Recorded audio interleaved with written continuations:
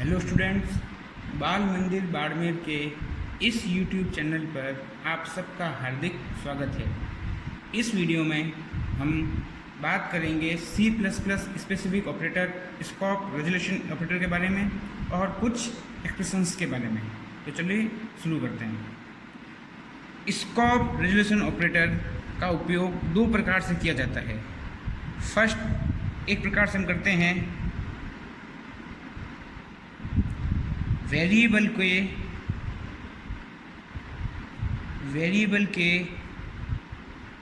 Global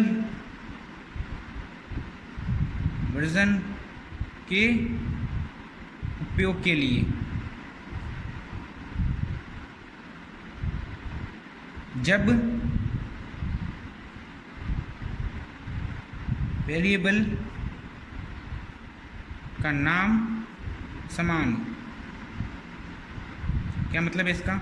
जब भी variable का नाम समान होगा, मतलब जैसे कि आपने कोई ग्लोबल वेरिएबल डिक्लेयर किया है जिसका नाम है माना कि ए, और आपने उसी ए नाम के वेरिएबल को लोकल डिक्लेयर किया है। अब अगर आप अपने फंक्शन के अंदर ए नाम के वेरिएबल को एक्सेस करना चाहते हैं तो आपका लोकल वाला जो ए है वो एक्सेस होगा। लेकिन हमें अगर ग्लोबल वाले को एक्सेस करना हो तो उसके लिए हम स्कोप रेजोल्यूशन ऑपरेटर का उपयोग करेंगे। चलो इसको एक एग्जाम्पल के जरिए समझते हैं। कैसे? जैसे कि मैं एक छोटा सा एक प्रोग्राम बनाता हूँ C++ के अंदर। मेरा हैज़ इंक्लूड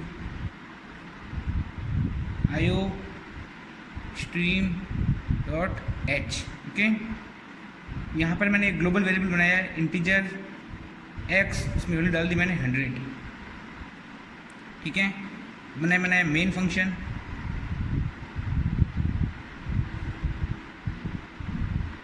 इसके अंदर मैंने एक वेरिएबल लिया इंटीजर x, इसमें वैल्यू डाली मैंने 50। ये मेरा लोकल वेरिएबल है, ये मेरा ग्लोबल वेरिएबल। ठीक है, अब अगर मैं इस x की वैल्यू को प्रिंट करवाना चाहूँ, मैंने लिखा cout x equal to x। अब यहाँ पर जो मेरी वैल्यू प्रिंट होगी तो क्या प्रिंट होगी? x की वैल्यू 50। क्यों? क्योंकि इस फंक्शन के लिए x मेरा ये लोकल वेरिएबल है, तो ये लोकल वैल्यू को पहले एक्सेस करेगा। लेकिन अगर मुझे ये ग्लोबल वैल्यू को एक्सेस करवाना है इसकी x की, तो मुझे स्कोप रेजोल्यूशन ऑपरेटर का उपयोग करना पड़ेगा। कैसे? एक मैंने cout x equal to scope resolution operator, अब लिखा मैंने x और आपका प्रोग्राम मैंने लास्ट में कर दिया क्लोज। अब यहाँ पर जो x की वैल्यू प्रिंट होगी वो कितनी होगी? 100। मतलब कि स्कोप रेजोल्यूशन ऑपरेटर सेम नाम के वेरिएबल मतलब सेम नाम का वेरिएबल जो ग्लोबल भी डिफाइन किया हुआ है और लोकल भी डिफाइन किया हुआ है, तो उसके ग्लोबल वर्जन को एक्सेस करने के लिए उपयोग किया जाता है। ठीक है,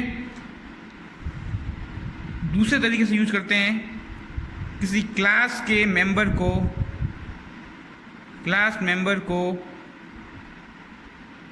क्लास से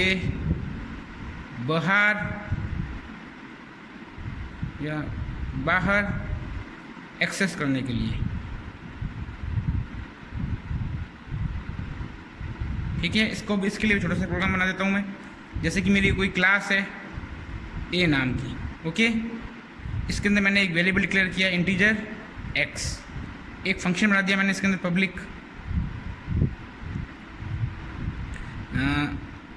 void प्रिंट नाम से ले लिया, इसके अंदर इंटीजर a, एक आर्गुमेंट पास कर दिया।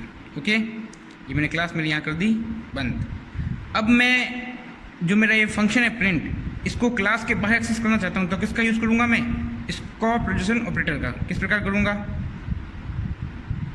void a scope resolution operator, ये मेरा प्रिंट फंक्शन, और एक आर्गुमेंट पास कर दूंगा इंटीजर a। लिया मैंने x equal to a, simple print कर दिया cout x इक्वल टू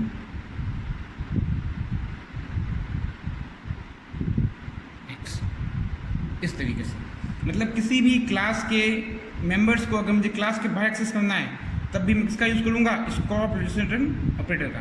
मतलब स्कोप रेजोल्यूशन ऑपरेटर को हम दो प्रकार से यूज़ कर सकते हैं। एक, जब वेरिएबल का नाम सेम हो ग्लोबल और लोकली, तब उसके ग्लोबल वर्जन को एक्सेस करने के लिए।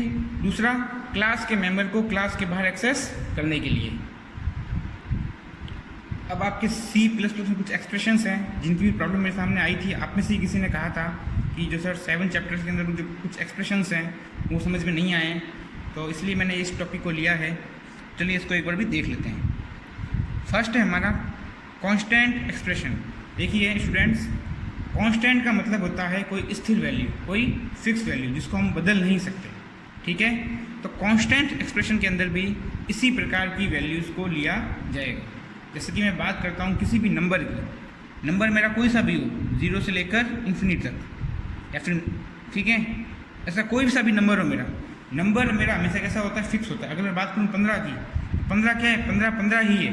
15 को आप 14 नहीं बोल सकते, मतलब 15 नंबर क्या स्थिर नंबर है। तो जहाँ पर भी नंबर्स का यूज़ होगा, मतलब फिक्स नंबर का यूज़ होगा, वो हमारा क्या कहलाएगा, कांस्टेंट एक्सप्रेशन। जैसे कि मैंने वैल्यू ली एक 15 × 2, ठीक है, तो ये मेरा कैसा हो गया, कांस्टेंट एक्सप्रेशन, ठीक है। अगर आप अपने प्रोग्राम के अंदर किसी वेरिएबल को कांस्टेंट बनाते हो, अगर मतलब जैसे कि लिखा मैंने कांस्टेंट इंट a = 10, तो आपका a वेरिएबल कैसा हो गया, कांस्टेंट। तो आपका ये भी एक्सप्रेशन कैसा लगेगा, कांस्टेंट। आपने लिखा मैंने यहाँ पे माना कि a × 10, तो ये कितना हो गया, 100। तो ये भी कैसा कहलाएगा हमारा, कांस्टेंट एक्सप्रेशन, ओके। मतलब जहाँ पर हम कांस्टेंट्स का यूज़ करते हैं वो कहलाता है हमारा कांस्टेंट्स एक्सप्रेशन। अगला है हमारा इंटीग्रल एक्सप्रेशन। इंटीग्रल एक्सप्रेशन का मतलब क्या है, जहाँ पर हम इंटीजर्स वैल्यूज का उपयोग करते हैं वो कहलाते हैं हमारे integral expression. Integers value minus में भी होती है और प्लस में भी होती है, ठीक है। 0 से लेकर जो उसकी रेंज होती है वहाँ तक, और माइनस में जो उसकी रेंज होती है वहाँ तक, वो हमारा क्या कहलाएगा, इंटीजर एक्सप्रेशन, ओके। जैसे कि मैं बात करता हूँ, मैंने लिया इंटीजर a, b, तो a भी मेरा कैसा है, इंटीजर टाइप का है, ओके। तो मैं जैसे लिखा मैंने a + b, जो भी है, तो जो आंसर आएगा किस में आएगा, इंटीजर के अंदर आएगा। तो यहाँ पर कहलाएगा इंटीजर एक्सप्रेशन। अब माना कि यहाँ पर मैं टाइप कास्ट कर रहा हूँ, मैंने लिखा 10 + 8.2। 8.2 कैसा है, हमारा फ्लोट है, इसको मैं कर रहा हूँ टाइप कास्ट, मैंने कर दिया इंटीजर। तो अब इंटीजर कर दिया, इसका मतलब क्या है, 8.2 में 0.2 तो हट जाएगा, सिर्फ ओनली फॉर 8 को ही लेगा, तो ये भी हमारे कैसा कहलाएगा, इंटीजर एक्सप्रेशन। अगला है हमारा फ्लोट एक्सप्रेशन। फ्लोट एक्सप्रेशन के अंदर हम फ्लोट वैल्यूज़ को लेते हैं, जैसे कि मैंने लिया फ्लोट a, b। अब फ्लोट वैल्यू आप जानते हो कि दशमलव के बाद 6 अंकों तक वैल्यूज़ को ये लेता है।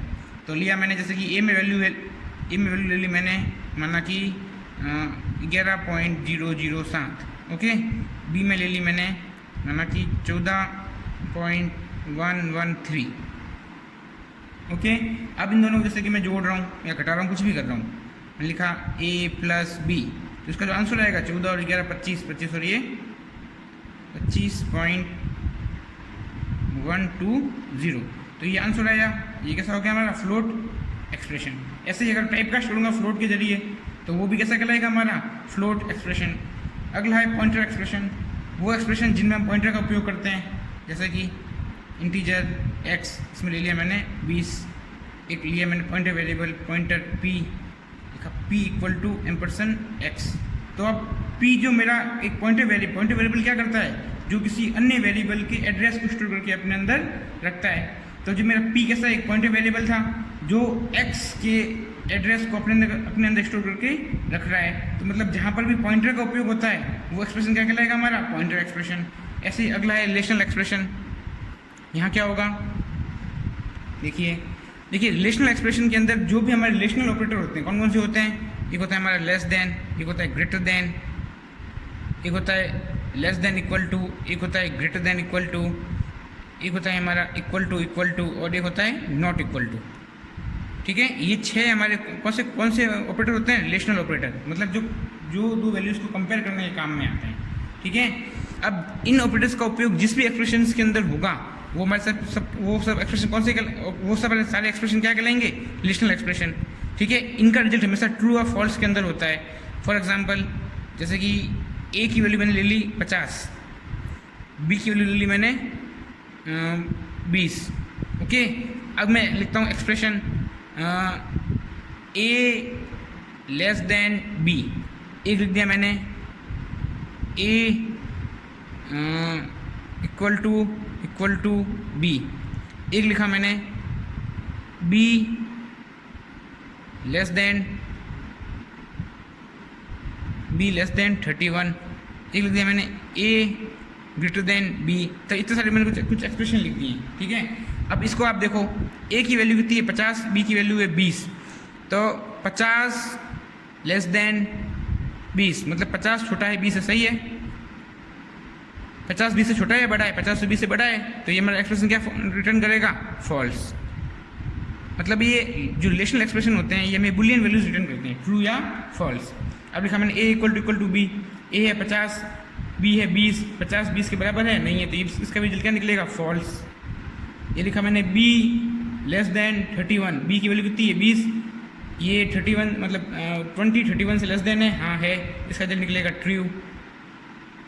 ए ग्रेटर देन 20, ए 50 बी 20, ए ग्रेटर देन 20 है? हाँ है, तो इसका रिजल्ट निकलेगा ट्रू। मतलब जिन भी एक्सप्रेशंस के अंदर हम इन रिलेशनल ऑपरेटर्स का यूज़ करते हैं वो क्या कहलाते हैं? हमारे रिलेशनल एक्सप्रेशंस।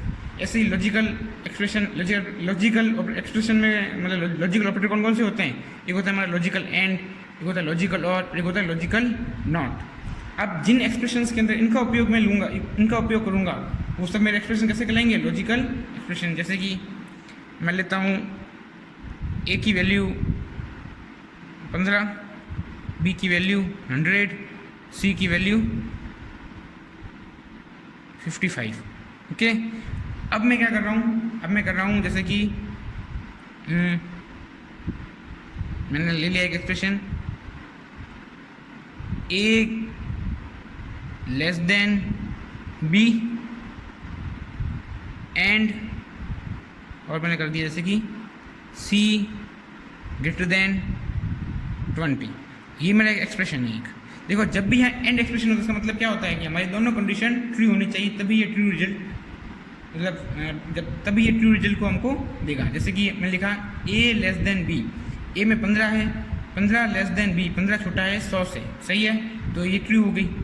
अब लिखा सी जो 55 है ग्रेटर देन 20, 55 ग्रेटर 20 से ग्रेटर देन है, मतलब ये भी ट्रू हो गई। जब ये दोनों कंडीशन ट्रू हो जाएगी तभी क्या हमको रिटर्न करके देगा? ट्रू। अगर दोनों में से एक भी कंडीशन फॉल्स होती है तो हमको क्या रिटर्न करता है? ये फॉल्स।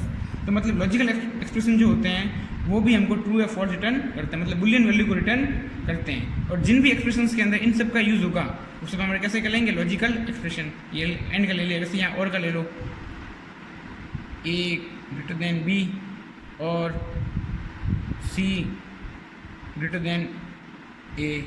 अब यहाँ देखो मैं लिखा है ए ग्रेटर देन बी। ए 15 है और बी 100 है। क्या ए बी से बड़ा है? नहीं है, तो ये कंडीशन हमारी क्या हो गई? फॉल्स हो गई। लेकिन यहाँ और है, और में क्या होता है? दोनों में से कोई एक कंडीशन ट्रू होनी चाहिए। अब सी यहाँ 55 है, सेकंड कंडीशन देखो, सी 55 है, ए 15 है, हाँ तो सी ए से बड़ा है, तो ये कंडीशन हमारी ट्रू हो गई। तब भी ये क्या रिटर्न करेगा हमको? ट्रू। ठीक है, और में क्या होता है? दोनों में से कोई कंडीशन ट्रू होनी चाहिए तब ट्रू रिटर्न करता है। एंड में दोनों कंडीशन ट्रू होनी चाहिए तब ट्रू रिटर्न करता है, अदरवाइज फॉल्स रिटर्न। अगर यहाँ मैं ऐसे लिखता सी लेस देन ए, तब दोनों कंडीशन ट्रू फॉल्स हो जाती, तो यहाँ क्या आता? फॉल्स। मतलब जिन एक्सप्रेशंस के अंदर हम लॉजिकल ऑपरेटर्स का उपयोग करते हैं वो सब क्या कहलाते हैं? हमारे लॉजिकल एक्सप्रेशन। अगला है बिटवाइज एक्सप्रेशन। देखिए, जब भी हम बिट लेवल के ऊपर मतलब बिट लेवल पर डेटा के साथ मैनिपुलेशन करते हैं, बिट डेटा के साथ मैनिपुलेशन करते हैं, तब हम बिटवाइज ऑपरेटर्स का उपयोग करते हैं। जिन भी एक्सप्रेशंस के अंदर बिटवाइज ऑपरेटर का उपयोग किया जाता है वो कहलाएंगे हमारे बिटवाइज एक्सप्रेशन। बिटवाइज ऑपरेटर कौन कौन से होते हैं? एक होता है हमारा बिटवाइज एंड, बिटवाइज और, ठीक है, और बिटवाइज नॉट। ये ऑपरेटर हमारे कौन से कहलाते हैं? Bitwise operator. इनके अलावा हमारे लेफ्ट शिफ्ट, राइट शिफ्ट, इस तरीके के ऑपरेटर, लेफ्ट शिफ्ट और राइट शिफ्ट, इन ऑपरेटर्स का उपयोग जहाँ पर भी होता है वो हमारे कहलाएंगे बिटवाइज एक्सप्रेशन। जैसे मैं लिखा मैंने एक्स बिटवाइज लेफ्ट 2, तो ये एक्स की 2 बिट्स को लेफ्ट साइड में शिफ्ट कर देगा। लिखा मैंने एक्स राइट साइड 1, तो ये एक्स की 1 बिट को राइट साइड में क्या कर देगा? मतलब शिफ्ट कर देगा। तो इस तरीके के एक्सप्रेशन जहाँ यूज़ होते हैं वो क्या कहलाएंगे? हमारे बिटवाइज एक्सप्रेशन। ठीक है, आई होप आपको ये समझ में आया हो, बहुत सिंपल था। इसके अलावा और कुछ भी टॉपिक्स हैं जो मैं अगली वीडियो में देखूंगा। ठीक है, तो ठीक है स्टूडेंट्स, धन्यवाद।